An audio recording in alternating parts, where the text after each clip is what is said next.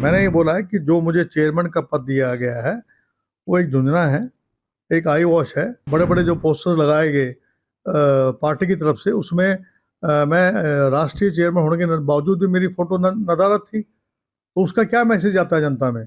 किस बात का मैं चेयरमैन हूँ ओबीसी डिपार्टमेंट का? जब चुनाव होते हैं तो सबसे बड़ा लक्ष्य होता है जीत का, और उस वक्त अगर जब मुख्यमंत्री की टसल की अगर बातें मीडिया में आती हैं तो पार्टी के लिए कोई एक अच्छे संकेत नहीं है। पहले मैंडेट लें और मैंडेट के बाद फिर आप ये क्लेम करें कि कौन चीफ मिनिस्टर बनेगा, कौन नहीं बनेगा।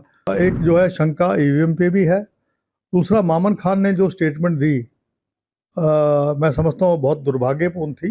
देखिए, ऐसा है कि मेरा इसलिए ये कहना है कि जब चुनाव होते हैं तो सबसे बड़ा लक्ष्य होता है जीत का, और उस वक्त अगर जब मुख्यमंत्री की टसल की अगर बातें मीडिया में आती हैं तो पार्टी के लिए कोई एक अच्छे संकेत नहीं है। और पहले मैंडेट लें और मैंडेट के बाद फिर आप ये क्लेम करें कि कौन चीफ मिनिस्टर बनेगा, कौन नहीं बनेगा। और उसका फैसला जो है कोई भी व्यक्तिगत तौर पे नहीं कर सकता है, उसका फैसला विधायक करते हैं। विधायक के बाद जो रेजोल्यूशन पास होता है वहाँ 2 लाइन का, उसमें जो हमारे अध्यक्ष हैं मल्लिकार्जुन खड़गे जी, राहुल जी, सोनिया गांधी जी, उनके ऊपर छोड़ा जाता है कि वो जिसको चाहे वो उसको मुख्यमंत्री वो मनोनीत कर देते हैं। तो मेरा ये मानना है कि बहुत सारे मुद्दे हैं। एक ईवीएम का भी मुद्दा है, जो कि कई जगह हमने देखा 99% 12 घंटे के चलने के बाद भी जो है, जब दोबारा मशीन को लाया गया काउंटिंग के लिए 99% था, और वहाँ पर देखा गया कि तमाम जितनी भी जो वोटें पड़ी हैं वो भाजपा को पड़ी हैं। तो एक जो है शंका ईवीएम पे भी है। दूसरा, मामन खान ने जो स्टेटमेंट दी, मैं समझता हूँ बहुत दुर्भाग्यपूर्ण थी, और उनको जो है जनता से जो है इस बात के लिए माफ़ी मांगनी चाहिए कि उनको इस प्रकार की जो कॉम्युनल बात कोई कहें, चाहे वो मैं हूँ चाहे कोई भी हो, किसी को कॉम्युनल बात नहीं कहनी चाहिए।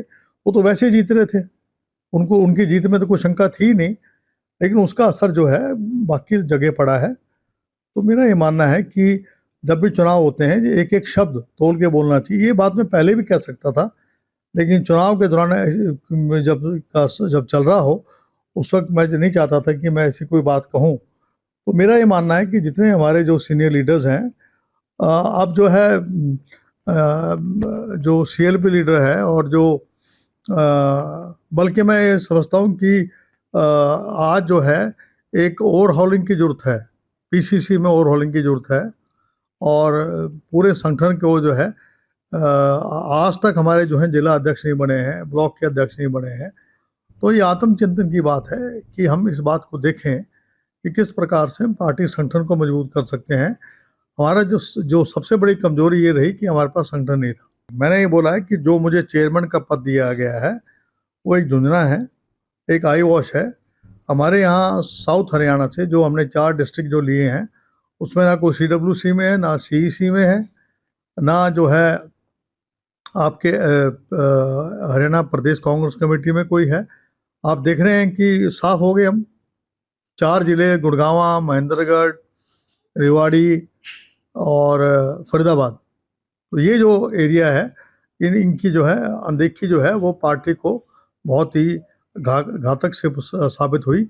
और जहां आप देख रहे हैं भाई, इनने वर्किंग कमेटी का मेंबर जहाँ जहाँ बनाया है, वहाँ यमुनानगर में अच्छा किया है। हमने जो है सिरसा में अच्छा किया है, हमने जो रोहतक बेल्ट है वहाँ ठीक किया है, और कैथल बेल्ट में हमने जो है सीट निकाल दी है।